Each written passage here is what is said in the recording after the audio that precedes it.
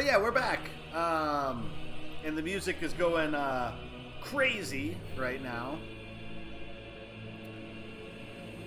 I think I'm ready for this fight. But we'll see here. Let me resituate this just a tad and slide myself over just a little bit. There we go. I think we're ready now.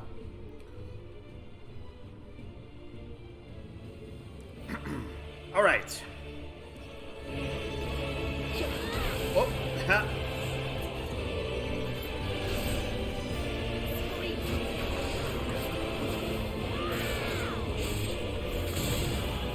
Nice. Oh, there. Good.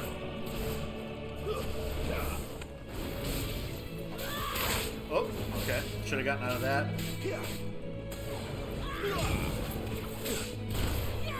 Not this time. Nice. Okay.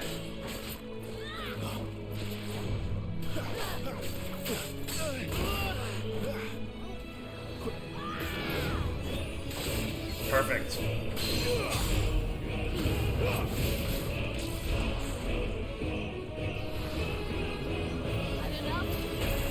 Well, I did not dodge that one very well, or that either. Not this time.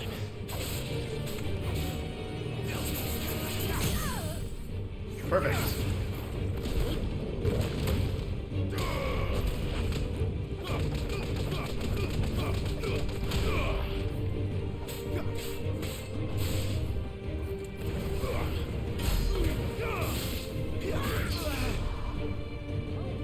Okay. So we made it through the first phase of the fight. Or, well, first half phase as I was referring to it before. That was relatively easy. What a task again.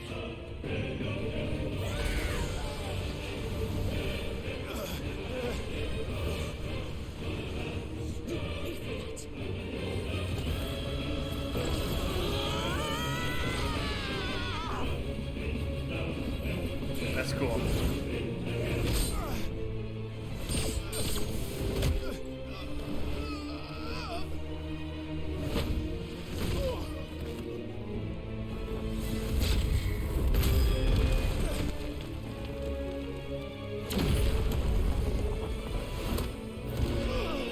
She apparently doesn't care about this castle too much. There you go, Turtle.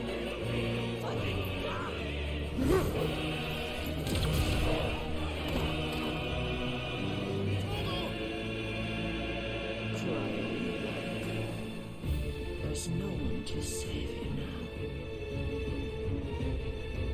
Yeah, this music's pretty great.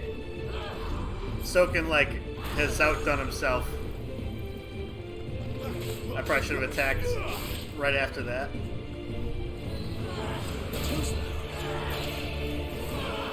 Not this time.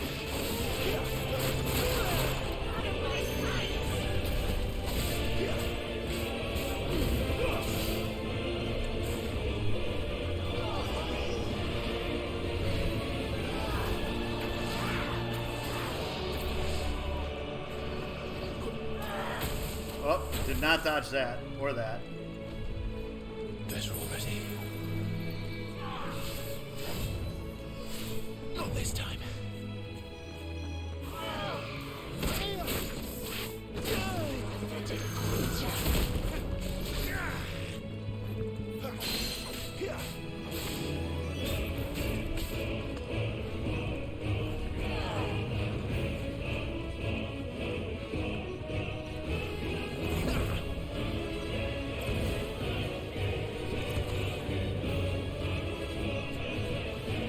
Not this time.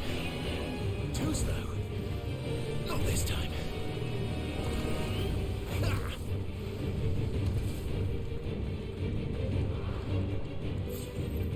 Take this quickly. Oh, okay. I guess I didn't get out far enough out of her threat range there. Oh, I did not time my dodges correctly there at all.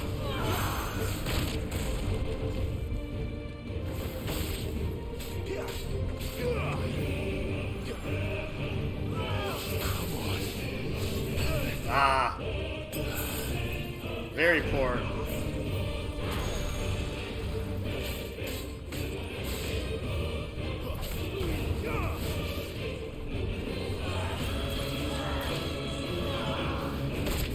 Nah. Ah, shit. Not this time.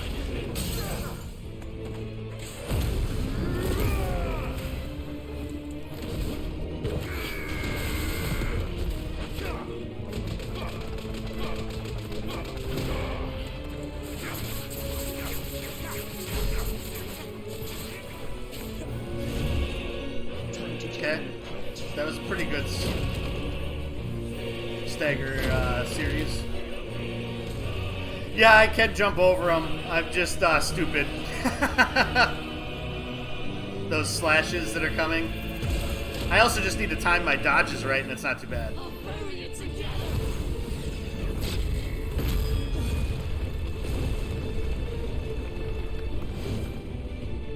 Stay down.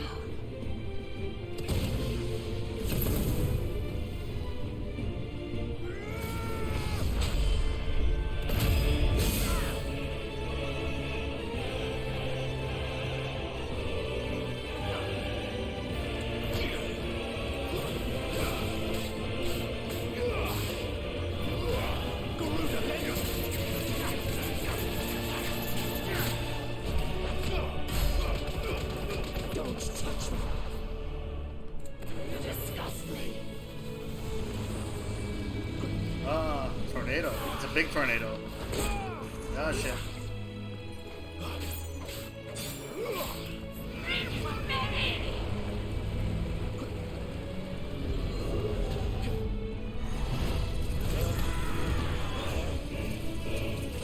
He's throwing more of the castle at me.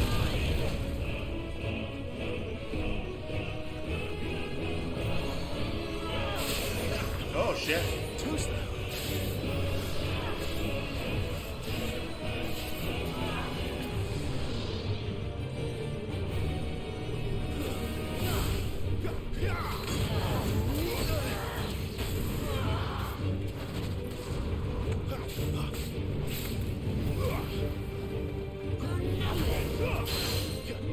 There we go. Slightly staggered there.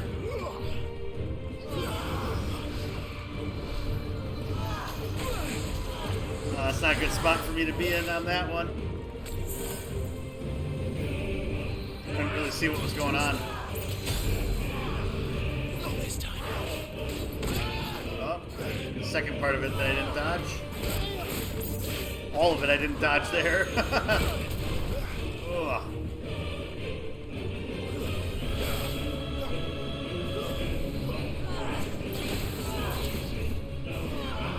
Not this time.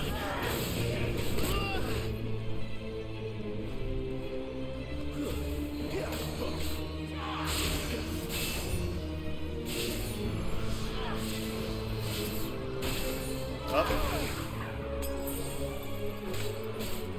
Got that.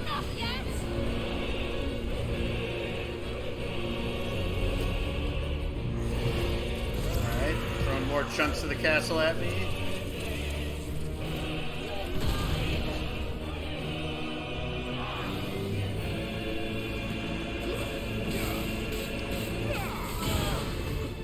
Okay, that was a decent attack. Guess we're all ready.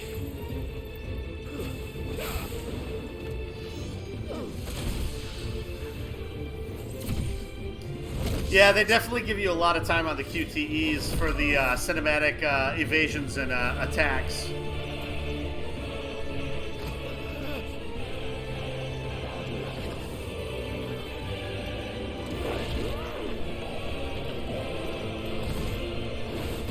Torgal's big.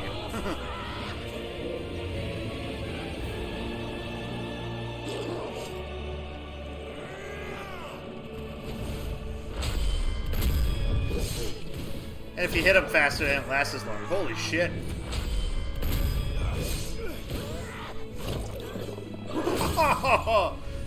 Like the face spin, jeez.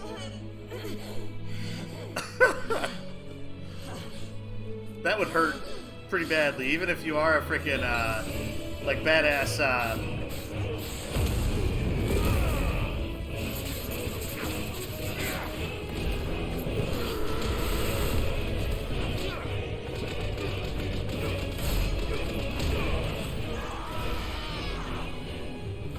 I'll kill you. I'll take your power. There we go. Ooh, double claw. Okay. Holy shit.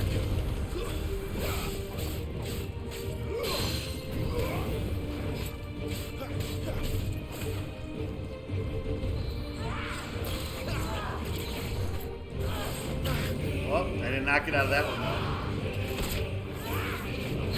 Ah! I am not timing those at all correctly. Shit. Okay, so the difference between the Phoenix Shift and then the normal lunge is that the Phoenix Shift will go up in the air too. So I found that out in this fight. Too slow. Ah.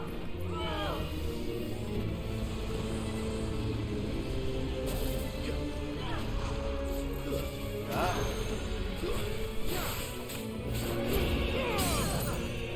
Alright, she's staggered.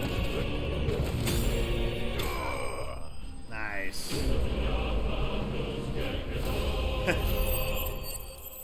Ready for Torgal to go Sith mode to end this? Nope, I had to end it. So level 15. So this can't be... Well, I guess it's hard to tell exactly... So I'm guessing if you're actually level 13 in the game, you're not going to have all these abilities. That's probably one of the things that it was talking about when it was leading into the demo. The Will of Fire, Rising Flames, okay. So I wonder if those are just things that you randomly get, or if you get those for doing certain accomplishments or whatever. Sif is a Dark Souls 1 boss. Giant dog with a giant sword in its mouth. Oh, okay. That makes sense then. I was thinking Sif from like the like Thor MCU stuff. That's like, okay, that's... I didn't quite understand.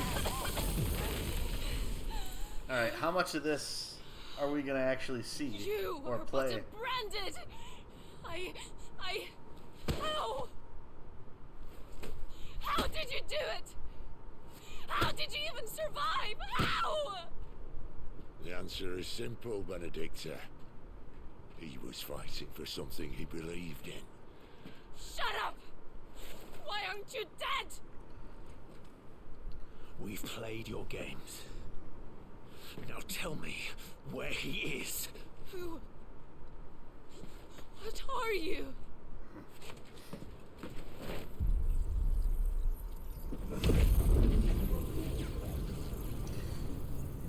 Interesting. So I'm wondering in the actual game then if this is how he actually gets Garuda's abilities. That would make sense.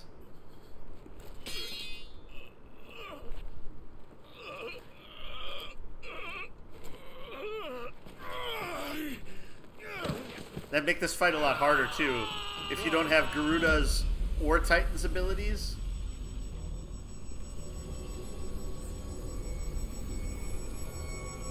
I think that's the end, yep.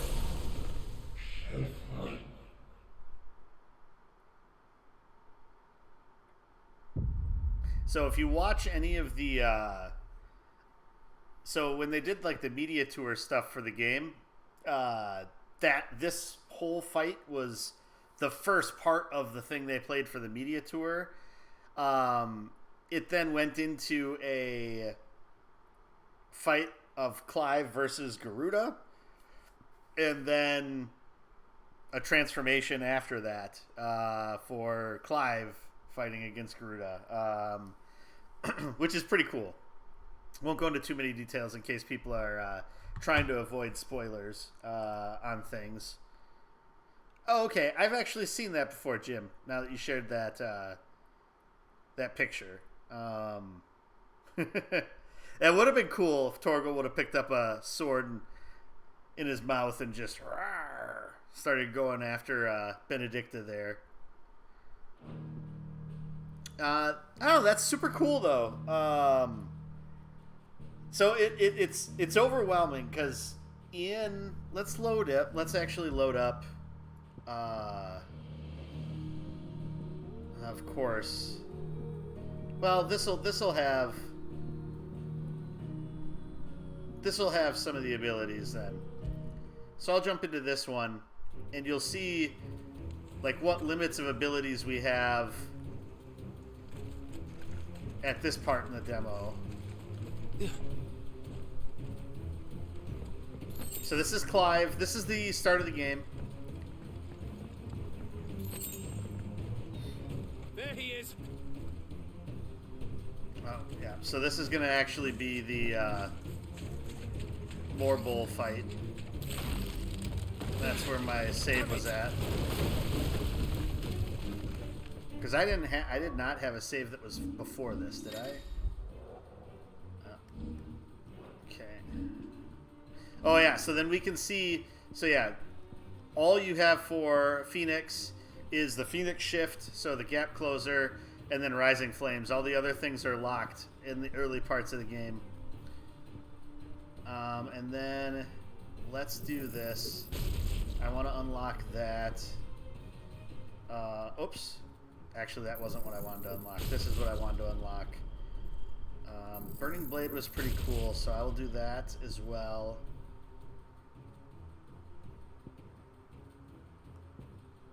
We'll get this one. We'll do this. Taunt doesn't seem like it's worth anything, so we won't do that one. Okay, so that should be good. I just wanted to double check and see. I don't think I had another autosave anywhere.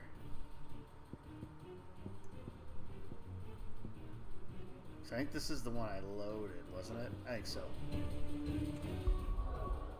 Because what level am I? Does it say? Oh. Put those on. And I don't have any yet. These are just the timely accessories.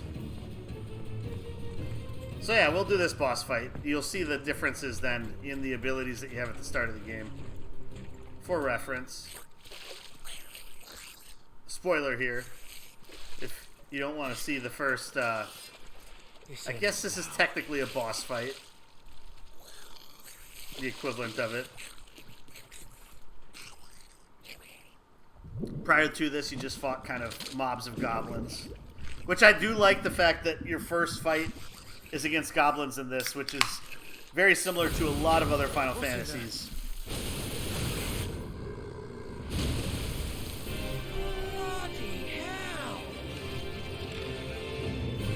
Sounds like they're constantly eating Pop Rocks. Keep clear of its maw, my lord. That thing's breath is worse than its bite. So yeah, so all I have to fight with are just these abilities.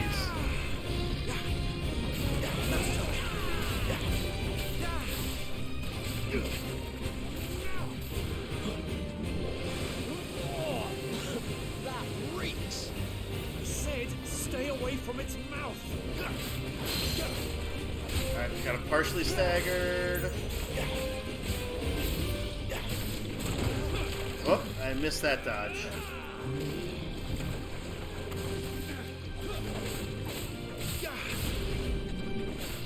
Oh, oh, got caught in that. Oh, that's not good.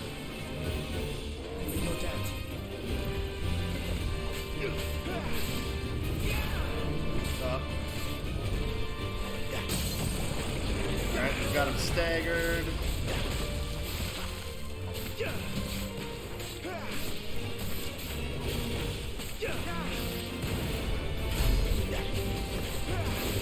So yeah, so at this point, the only really real abilities that you can do is the Phoenix Shift, and then doing like the magic burst. So like doing magic right after you do an attack, which is a little tricky with this control layout because you have to hit like triangle right after square.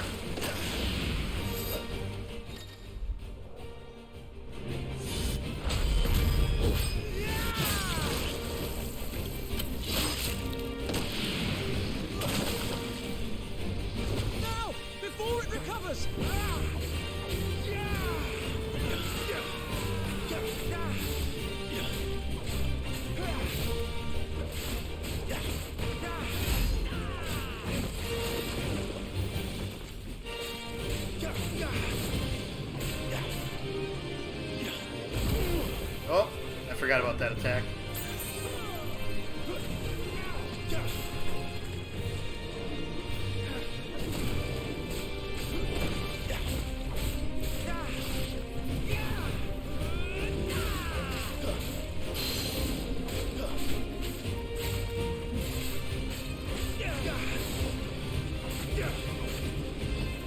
Back.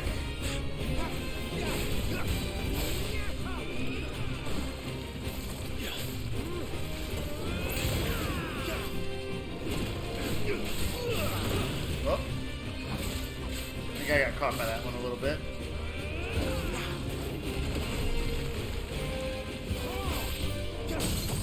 There we go. Staggered again.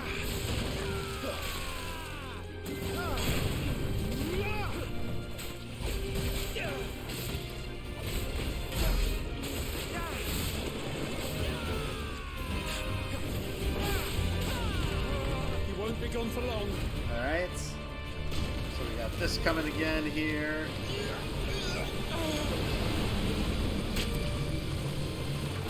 Cannot fall here.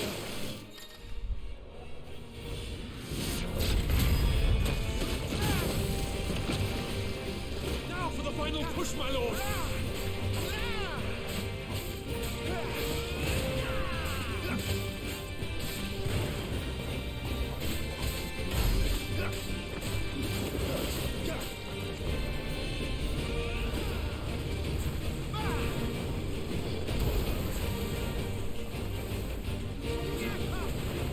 Charge shots here. Trample mode. Oh. Tried to go after him too fast. I'd rather we made it die.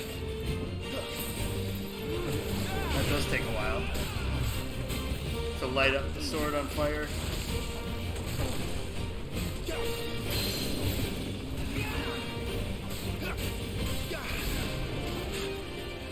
So yeah, it's very different. You have so... Oh, let's get out of the tar. Oh, that's not good. You have so many fewer tricks to use here.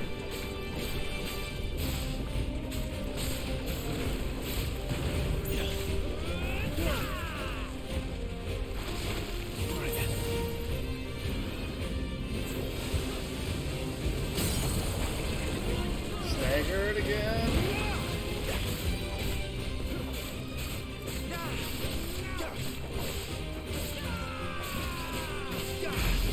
Not gonna quite finish him off during the stagger.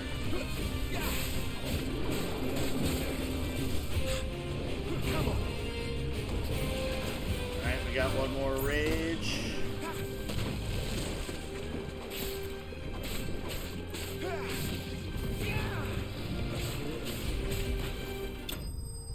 Alright. There, took him down. Easy enough.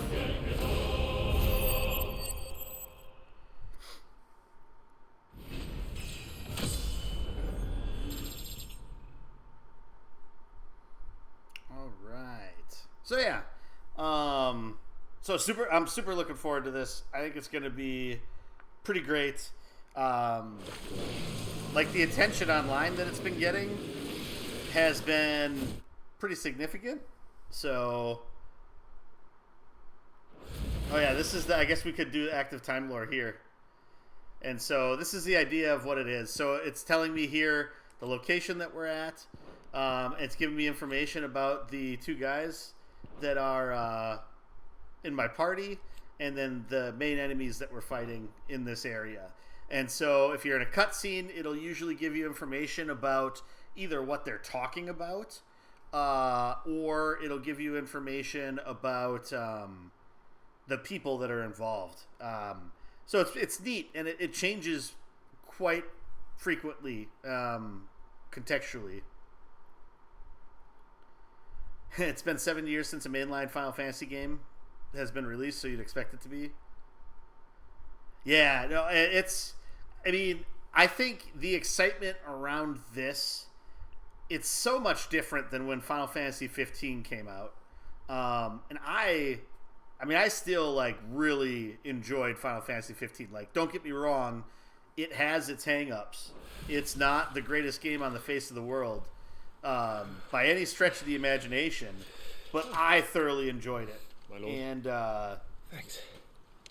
but this looks like it's I just thought I'd see it.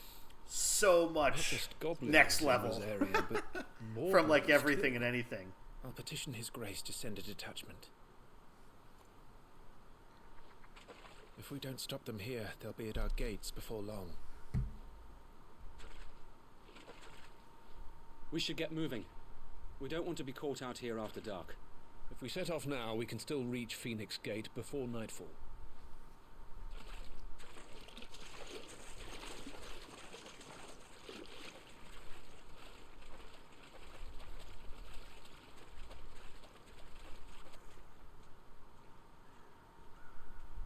Hey, Emily. Damned blight. Things are going well. How are you tonight?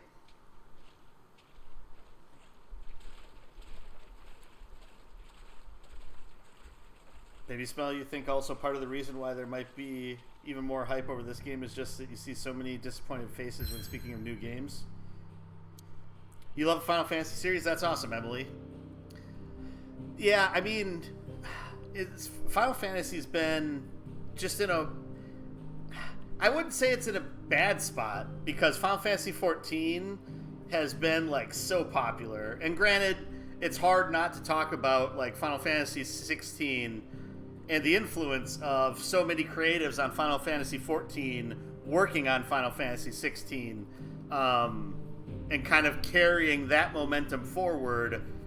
And then I guess you kind of connect that to Luminous Studio, who did Final Fantasy XV, and then their next game, granted, Hajime Tabata wasn't a part of Forspoken, but their next game, Forspoken, flopped. Now, I know a lot of people that have played it that have actually enjoyed it and feel like it kind of got unfairly bombarded. It kind of got a double-edged sword of that. For some reason, Forspoken rubbed like a lot of reviewers the wrong way. And then on the other end of it, Forspoken was like, the memes about that game were like massive. And that's a lot of the reason why Luminous Studios is no more. The team that developed Final Fantasy 15. So, but Final Fantasy's been kind of trying to find its way for a couple of decades. Like 12, a lot of people liked it, but a lot of people didn't because of just how drastically different it was from like 10 and a lot of like the PlayStation era of Final Fantasy games. So, I don't know. It's really interesting. Like, I've been thinking a lot about folks that are sort of hell bent against the like action-based combat of this game, and saying that Final Fantasy to them is turn-based, and they really couldn't get behind a Final Fantasy game that isn't turn-based. And it's like the sort of the logic behind it is actually kind of sound when you think of it from this perspective.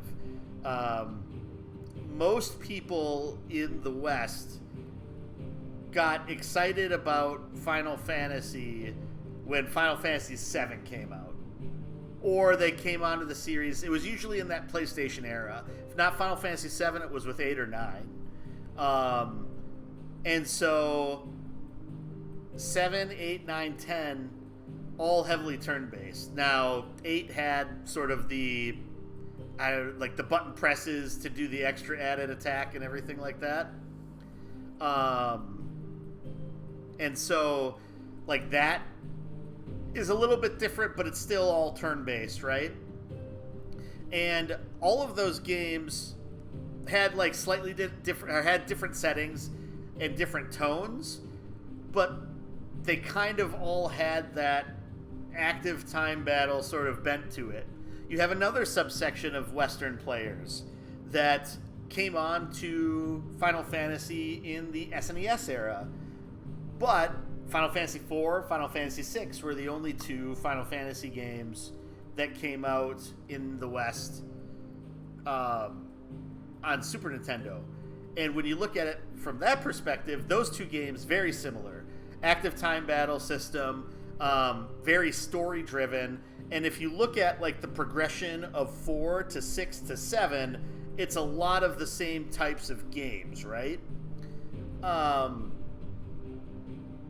The games that existed and then the only other game that was released prior to that in the West, or at least in the United States, was Final Fantasy, the original, Final Fantasy 1, which, if you look at the through line of 1 to 4 to 6 to 7, there's changes in the game, obviously.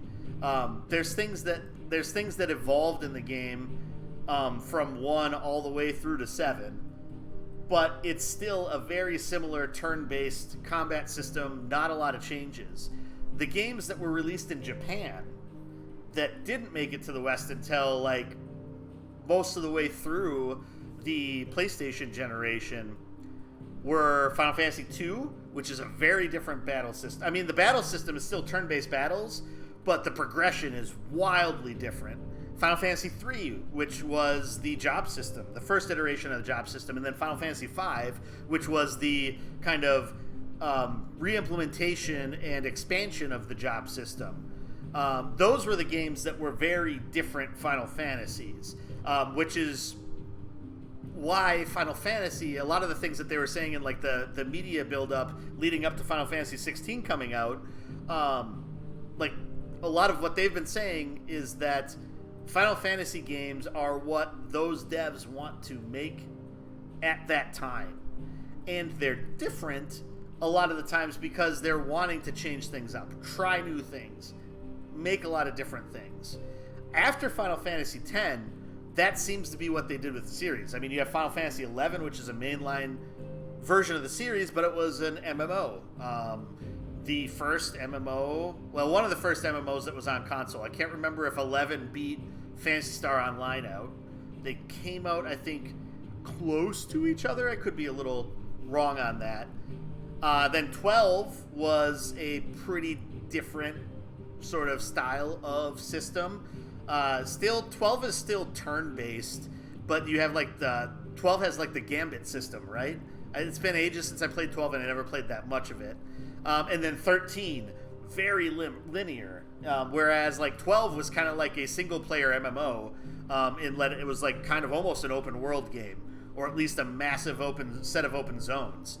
Then you have 13, which is like, for at least the first half of the game, very on-rails experience. You're like walking down a path and doing things, which oddly enough, a lot of 10 kind of is that way too. But people look past it because it was still matched like what they were looking for. I think the other thing with those games and the expectations, and then into 15, which was sort of a pseudo turn-based / action-based system, like a weird melding of the two. The other thing with those games is that there was a lot more time in between those games.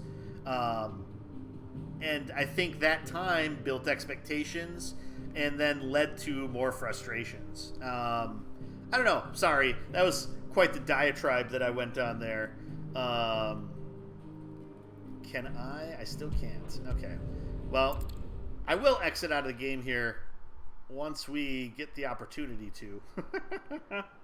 Because I don't want to go through too much of this when I'm going to be doing it on stream on Thursday. So, all right, we'll skip this cinematic. We'll skip this cinematic. And then we'll skip this cinematic. Follow me, Your Highness. And we'll... No, this is just, this is a fever dream. You don't play as Joshua. No, it doesn't happen. It doesn't happen at all. We'll return to the title screen. So yeah.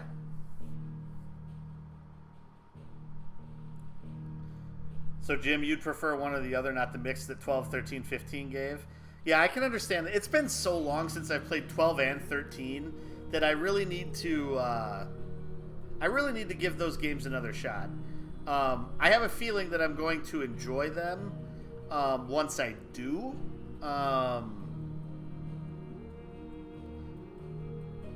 Especially 12. I'm really intrigued by 12 because a lot of people say the Zodiac Age, which is the remastered version of 12 that they released, is supposed to be like really well done and a really good way to experience the game.